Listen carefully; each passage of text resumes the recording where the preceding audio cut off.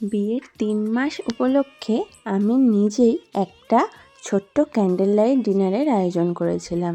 School থেকে ফিরে তাড়াতাড়ি আয়োজন শুরু করি। নির্মাল্য ডিউটিতে ছিল। ও বাড়ি এসে এরকম ডেকোরেশন দেখে প্রথমে বুঝতে পারছিল না যে আজ কি আছে, কি জন্যই আয়োজন। বিয়ের 3 মাস নিজের বাড়িতেই নিজেই হালকা করে সাজিয়ে, মোম জ্বালিয়ে এবং নিজে হাতে কিছু খাবার রান্না করে ভেবেছিলাম বিয়ের 3 মাসের মুহূর্তটাকে একটু নিজেদের মতন করে সেলিব্রেট করব। আমি ডিনারের জন্য বানিয়েছিলাম পিৎজা, ফ্রেঞ্চ ফ্রাই এবং ডেজার্টে ছিল সেমাই কাটুরি। প্রথমে সব খাবার সুন্দর করে সাজিয়ে নিলাম, তারপর বসে দুজন মিলে অনেকক্ষণ ধরে সবগুলো খেলাম। ব্যাকগ্রাউন্ডে চলছিল তুম মিলে।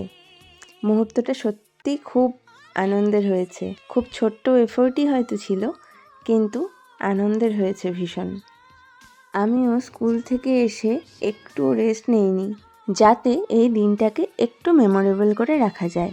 আমাদের এই ছোট্ট ছোট্ট এফোর্টগুলোই সম্পর্কে কতটা মিষ্টত্ব বয়ে নিয়ে আসে, তাই না? একটু অনেক সময় আমাদের হয়তো কষ্ট হয়, কিন্তু তবুও নিজের ভালোবাসার মানুষকে স্পেশাল ফিল করানোর মধ্যে যে একটা আনন্দ আছে, সেই আনন্দটা হয়তো সেই কষ্টের থেকে অনেকটাই বেশি।